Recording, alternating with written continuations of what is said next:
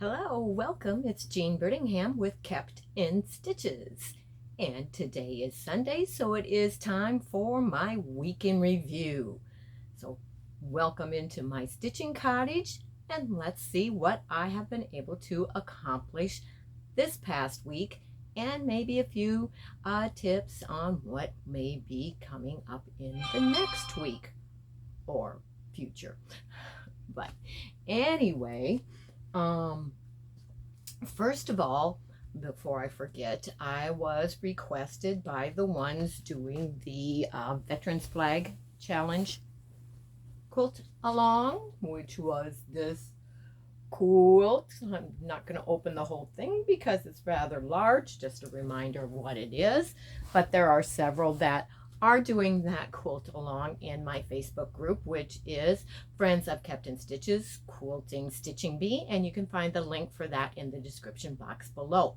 And also, don't forget to give the thumbs up to this video, please. Thank you. So I was requested by a couple of them doing that to show what I am using for my backing, what I have decided on how I am going to quilt it, and what thread I am going to use. So I will show you that information first and then go on to what I have completed. This is the fabric that I am going to be using for backing my Veterans Flag quilt, because this will be going to a veteran, and it is a nice fabric that goes along with it, and just happens to be one that I have enough of to be able to back the quilt with, which there are 5 1/4 yards on here, and I believe it is 4 yards or so that I need to be able to back the quilt. So this is what I will be using, and this will be my binding, which is a dark fabric, which appears to look like stars even though it's not stars, but that is what will be my binding.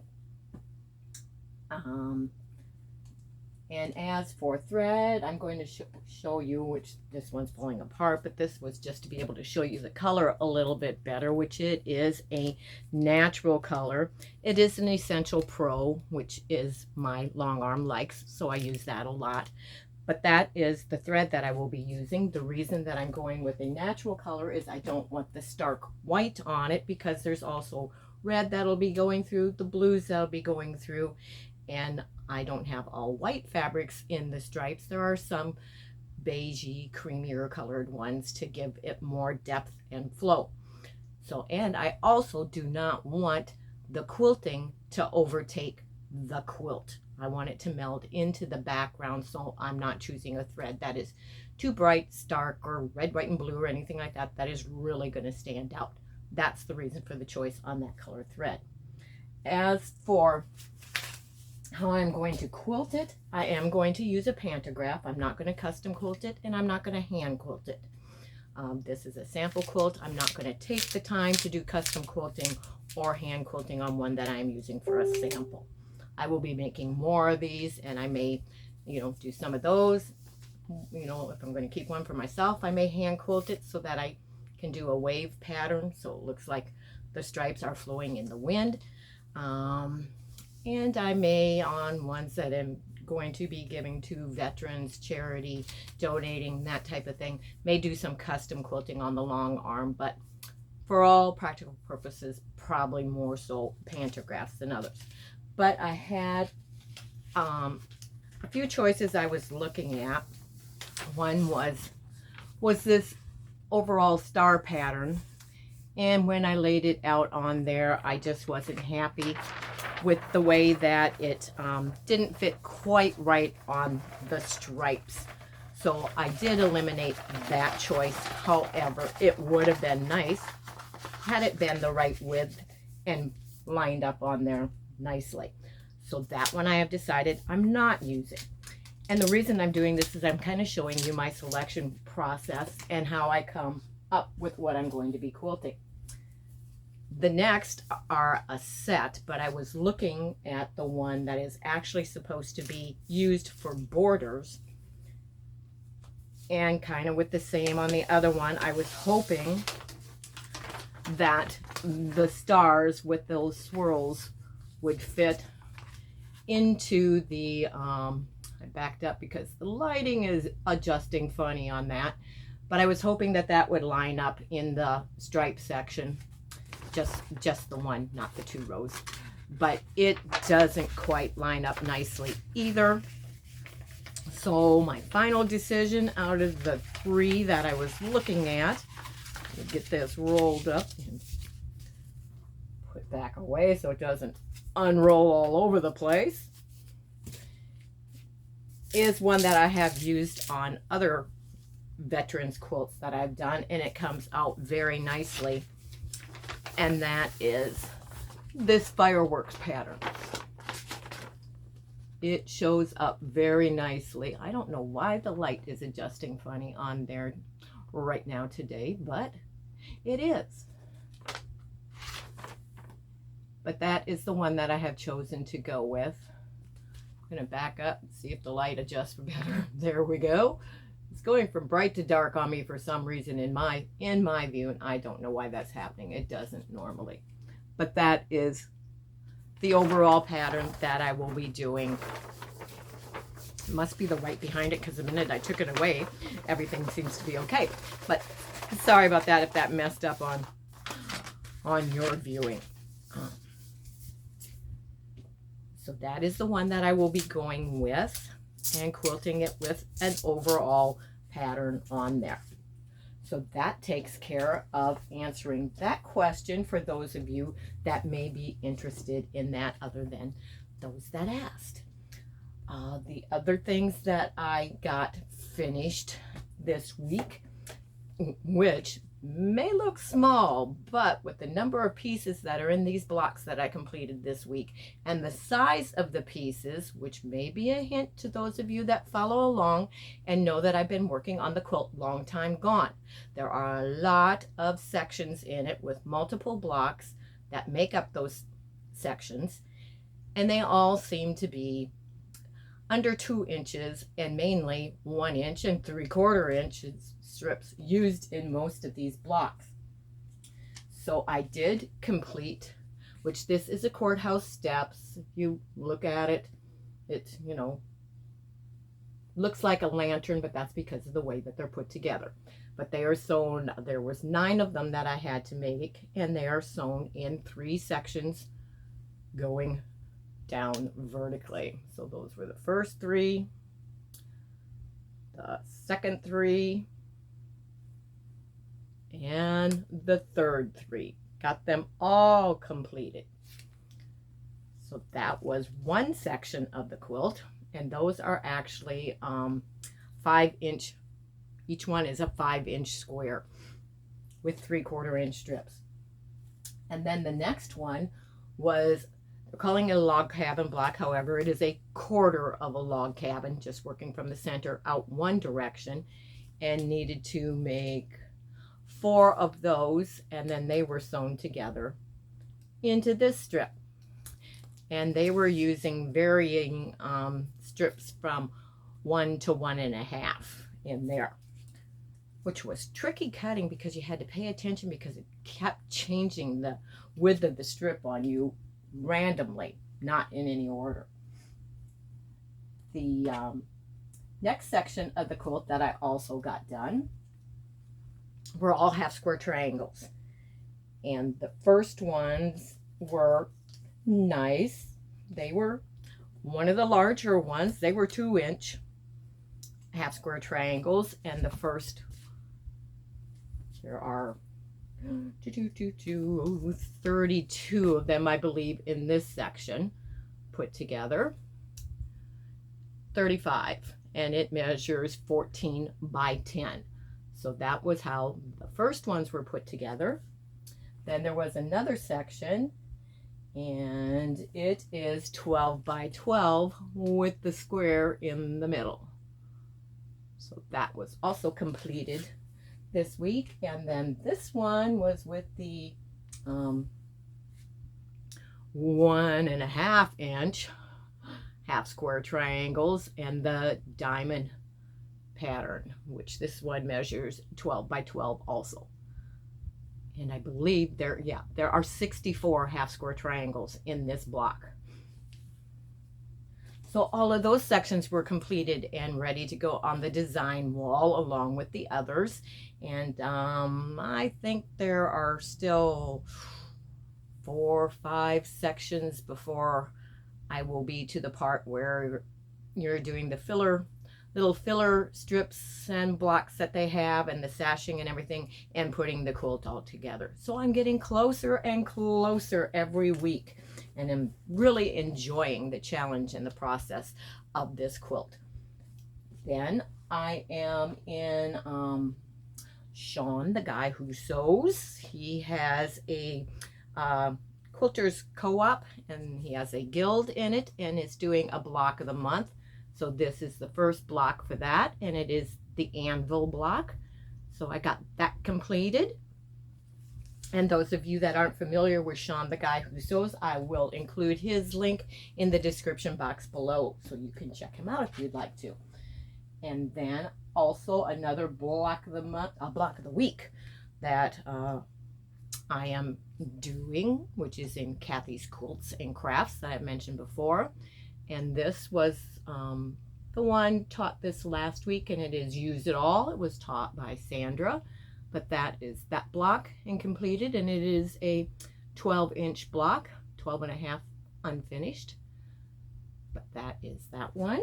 And I am catching up because I didn't start at the same time they all did, so I did an extra block this week to try and catch up on some of the ones, and it is 4 flowers, and it was taught by Gladys. But there is that one.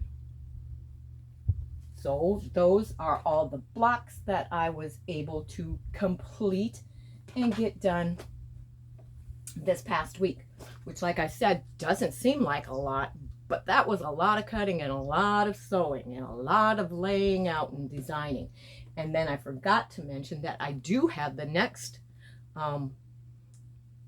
sections, which there's 128 2-inch squares in here with the diagonal on them, and then there are 64 of what will be the main part of Flying Geese blocks for the next section in Long Time Gone. I also have that ready to start sewing on today, some as I am doing something. Okay, what's coming up? I did talk in my last live. That was my new format that I'm using, and a new time slot, a little longer. It's a 2-hour time slot that I go live on Fridays now from 10 to 2. I will be doing interviews with others, having guests up, collaborations at time, just general sometimes showing something that I am making and how-to demonstration, that type of thing. Also, we'll be having a block of the month on that, an embroidery stitch of the week, and a crochet stitch of the week, which will be in the form of a sampler for a crocheted Afghan.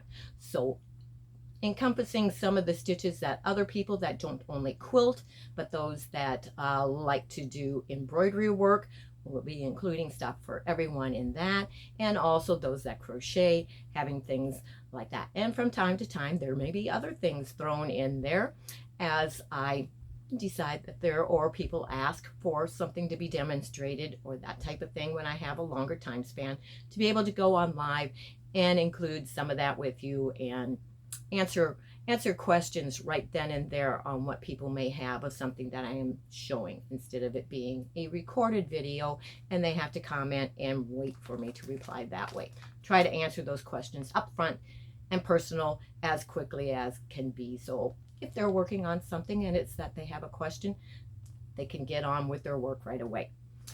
But also coming up, that there are 2 other gals that meet in my stitching cottage, not on the same day, different days, and stitch along with me, or I may be teaching them something periodically from time to time. But we have all been wanting to do the same pattern for a while.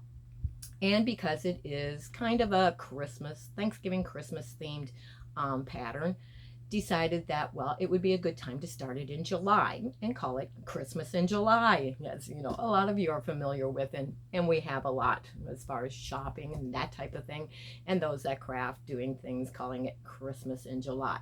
So I believe it is July. I forgot to write down the date, but I think it's July 7th that I will be starting on this project. And I thought, okay, there's 3 of us that are going to be doing it. I will be doing parts of it on my live on the Fridays from 10 to 2. So I have a few extra patterns that will be in my giveaway. That information, if you want the information on that, you'll need to go and watch the replay of my live from last week on Friday. But I forgot where I was, but you can also still get the pattern, which this is the pattern Over the River and Through the Woods.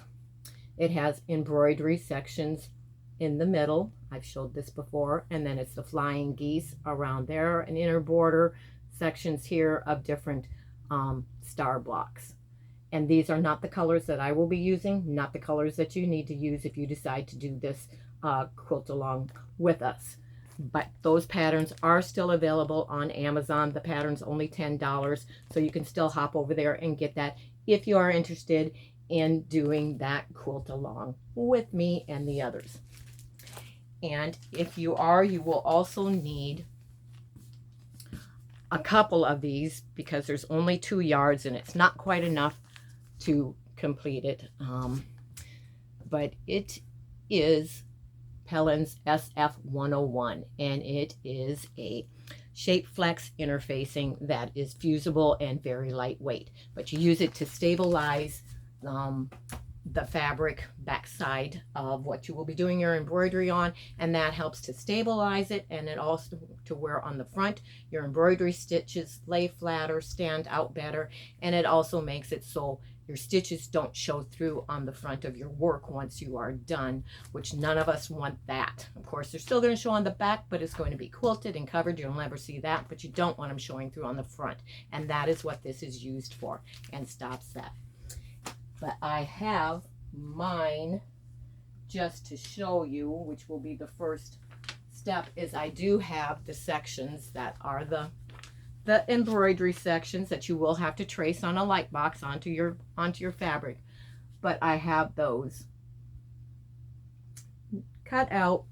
I have it so I know which fabric it is going on, but there are 3 sections, and I have those all ready to go and start, so I will be able to demonstrate those on July 7th when we start. Make sure I have them all, but which I could hold it. Ouch, stuck one of the pins.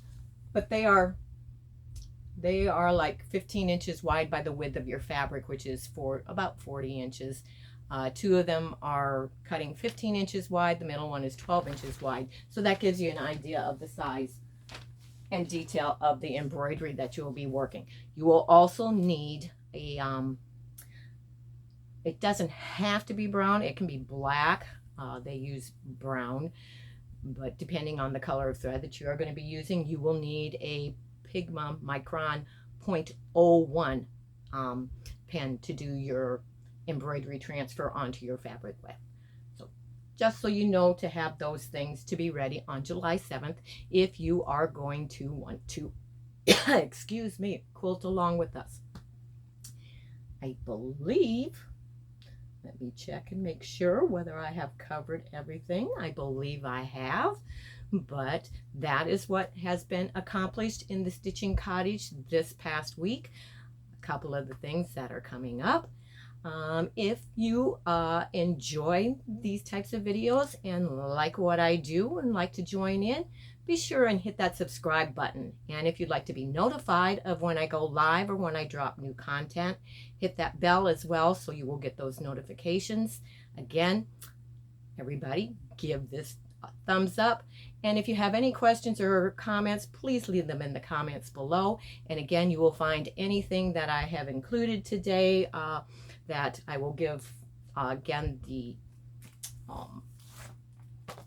what the name of the pattern is and everything in the description box below. I will include Sean The Guy Who Quilts, his YouTube channel link, also in the description box below. Oh, and I almost forgot. I'm not sure of the exact day and time yet, but if you would like to see, it is Stephen Bland, the Idiot Quilter. He is a great, funny guy, a great quilter, but he will be having me on his one of his Zoom broadcasts this week to interview and do some stitching and chatting, that type of thing. But so look for that. I will leave a comment in the community tab of my channel so you'll know when that is and when it's coming up. And I will also leave the link to his YouTube channel in the description box below. So take care, everyone. I hope you have a wonderful weekend. Stay safe, happy stitching, and remember, in the meantime, I can keep you in stitches. Bye-bye, everyone.